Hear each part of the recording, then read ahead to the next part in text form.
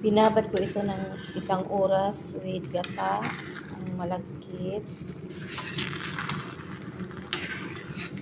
Tapos after 1 hour,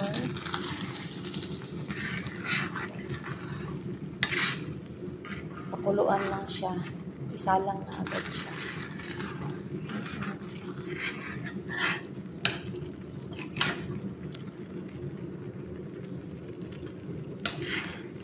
Lagyan ng kalahating kutsarang asin,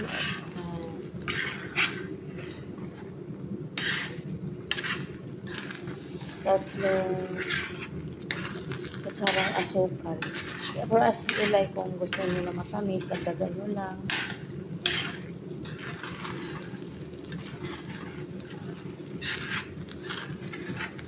Yan po. Ayan, nag-steak na siya. O, ayan. Yan po. Tapos, saka na natin ilipat sa steamer para pakuluan ng tubig ulit. Coconut milk. Yan, 1 kalahati nito. Depende sa inyo kung gusto niyo ng tubig para pakuluan na natin. Yan po, nakasalang na pakuluin. Tapos, tuyo na yan siya. Ang steamer. Ito na natin ilalagay, guys.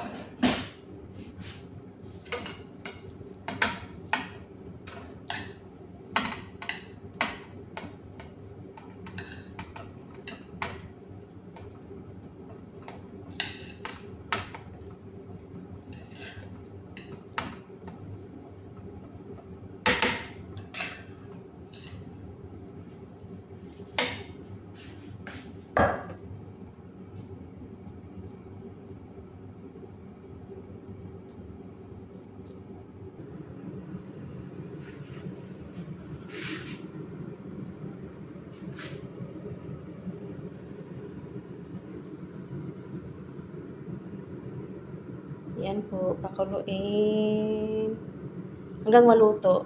Tatakpan natin yan. Yes.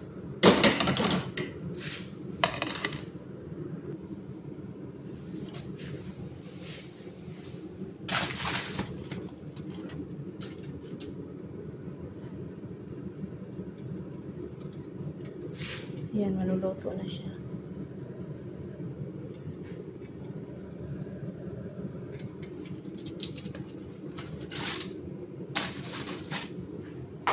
Hayaan muna natin yung konti para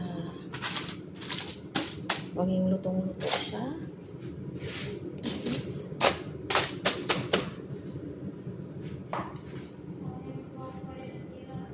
habang naghihintay sa sa niluluto, ito nag-deliver ngayon ng mga foods. Ano ba doon? Order lang online grocery.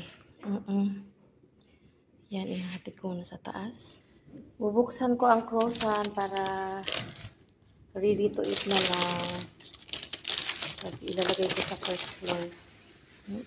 Nag-online grocery para mas easy dyan, no? Sabon para sa bagong tahanan. Yan. Kunting pasilip lang, guys. O, bago pa ang mga muebles. Hindi pa nga tapos, guys. Marami pang ayusin. Meron pang dyan, oh. Hindi pa tapos. Hayaan na natin dyan. Tapos dito tayo, guys. Meron ditong wooden yung hagdanan. Ayan, madilim, guys, ha. Tapos pag yayapa ka dito, iilaw siya. Iilaw. Yan. Sana all. Yan. Hindi pa tapos eh. Yeah. Tapos mag-off na din yung kanyang light mamaya pagkatapos kong pag nasa taas na ako. See? Ito naman ang sa taas. Dito.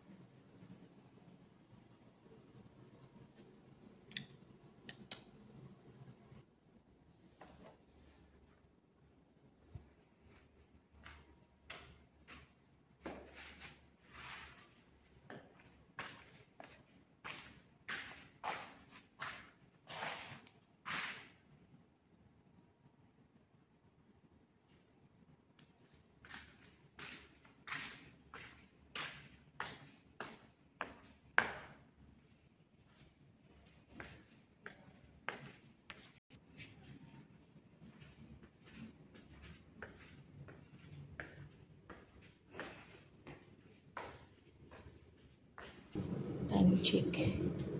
Time to check. Ready na siya, guys.